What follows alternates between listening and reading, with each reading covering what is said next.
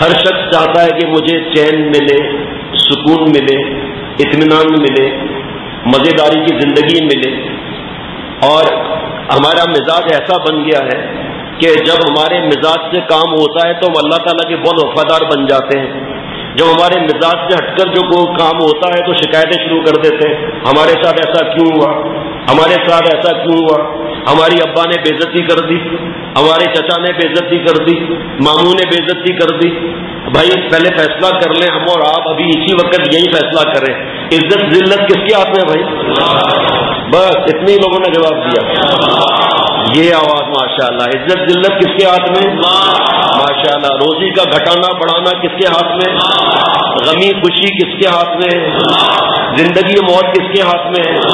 مشکلات دور کرنا کس کے ہاتھ میں؟ خاتمہ ایمان پر کس کے ہاتھ میں؟ قبر میں پیار کرنے والا کون ہے؟ جنت دلانے والا کون ہے؟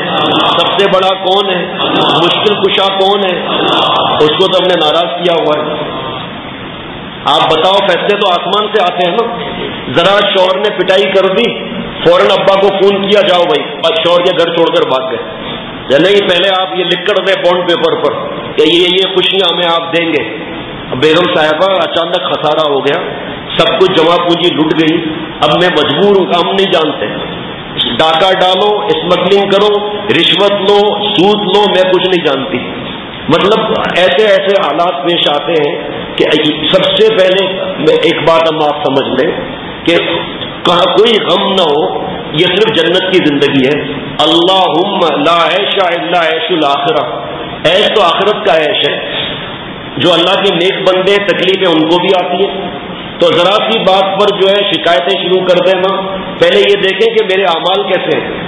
میں نے اللہ کو خوش کیا ہوا ہے، اللہ کو ناراض کیا ہوا ہے. جب غمی خوشی کا مالک اللہ ہے، اور غم بھی کسی وجہ سے اللہ دیتے ہیں، خوشی بھی کسی وجہ سے اللہ دیتے ہیں. کفار کو بھی خوشیاں ملتی ہیں نہیں ملتی؟ اللہ چاہتے تو وہ کفار کی خوشیوں کو ختم کر کے وہ والی خوشیاں جو ہے مسلمانوں کو دے دیتے. اگر ایسا ہے بھی تو نعوذ باللہ اللہ تعالیٰ اس چیز کے محتاج ہے کہ کفار کی خوشیاں ختم کر کے وہ یہاں دے دیں. اللہ اس پر قدرت رکھتے ہیں، سب خوشیاں مسلمانوں کو بھی دے دیں. اور پھر جب مسلمانوں کو دیکھیں کہ ساری خوشیاں مل رہی ہیں، سارے کافر مسلمان ہو جائیں گے. ان کو کیسی ڈھیل دی ہے اللہ تعالیٰ نے، اور فرعون بنے ہوئے. تو یہ ذرا سی کوئی بات ہو فوراً شکایتیں شروع کر دیتے ہیں. ارے ماں باپ نے آنکھیں بند کر کے رشتہ کر دیا، جوڑ دیکھا ہی نہیں. دیکھو بھائی، پہلے تو یہ رکھیں خیر کی نسبت اللہ کی طرف کریں گے، شر کی نسبت ہمارے طرف ہوگی.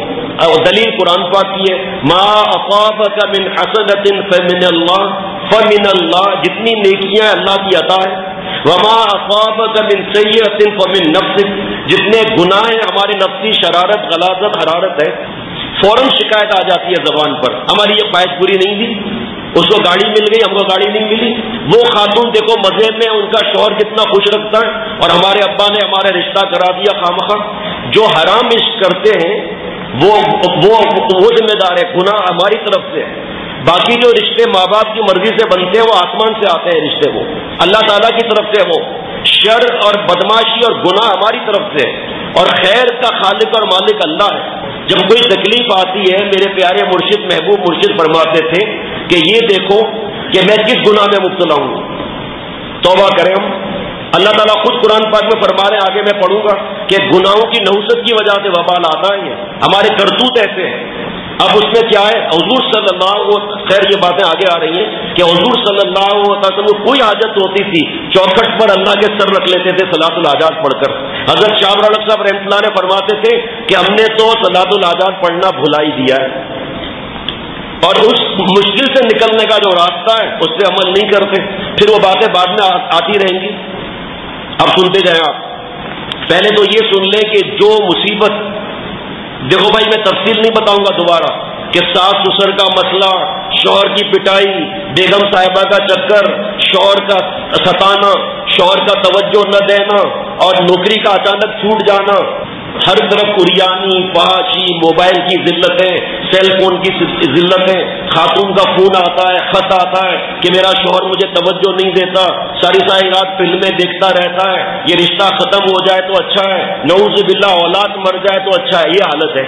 اور بھائی تو دیکھ، تو نے سجدے میں سر رکھا، تو اللہ تعالیٰ کے ہاتھ میں دل کا بدلنا کیا ہے؟ کسی کا بھی. سم جتنے بیٹھے ہیں، جتنے مسلمان ہیں، اللہ تعالیٰ سب کو اللہ کا اپنا ولی نہیں بنا سکتے. جس رب کے ہاتھ میں اس نے الٹا اللہ تعالیٰ کی نعمتوں کی شکایت کرتے ہیں. ارے جتنی تکلیف آئے دنیا میں اپنے سے کم نعمت والے کو دیکھ لو، دیکھ لیا ہاں واقعی ہم سے کم نعمت والے ہیں، تکلیف والے زیادہ ہیں، پھر دیکھنے کا حکم ہے. اور دین میں اپنے سے اوپر والے کو دیکھو، ہاں اللہ والے کو دیکھ لیا. شیخ العرب والعجم حضرت مولانا شاہ محمد اختر صاحب رحمۃ اللہ علیہ کو الحمدللہ 22 برس دیکھا اللہ تعالیٰ کرم سے، لیکن پھر کیا کیا؟ عمل کیا. جو مصیبت، ذرا غور کرنا، اشش کر اٹھیں گے آپ، جو مصیبت ہمیں مولا سے ملا دے وہ مصیبت نہیں ہے، اللہ کی نعمت ہے. ذرا جملہ یہ بھی دل میں اتر جائے، آج کا بیان قبول ہے. جو مصیبت مولا سے ملا دے یہ مصیبت نہیں، یہ اللہ تعالیٰ کی طرف سے نعمت ہے. اور جو نعمت ہمیں گناہوں میں مبتلا کر دے، اللہ تعالیٰ سے دور کر دے، وہ نعمت نہیں ہے، وہ مصیبت ہے. وہ مال آ گیا، صحت آ گیا، اللہ نے صحت اس لیے دی ہے کہ دوسروں کی بہو بیٹیوں کو دیکھیں، اس لیے صحت دی ہے کہ آپ جوانی برباد کریں، اس لیے صحت دی ہے کہ جن پیروں میں اللہ نے جان دی وہ گناہوں کی طرف جائیں. حضرت رحمۃ اللہ علیہ فرماتے تھے کہ آپ بھی اپنے دوست کو کوئی ٹائم دیتے ہیں نا ملنے کا، دیتے یا نہیں دیتے کہ ہم یہاں ملیں گے؟ حضرت یونس علیہ السلام کو اللہ تعالیٰ نے نبوت عطا کرنی تھی، وہ ٹائم مچھلی کے پیٹ کا تھا. حضرت موسیٰ علیہ السلام کو اللہ تعالیٰ نے نبوت دینی تھی، وہ طور پہاڑ پر جانا تھا. ایسے اللہ تعالیٰ کے انتظامات ہوتے ہیں.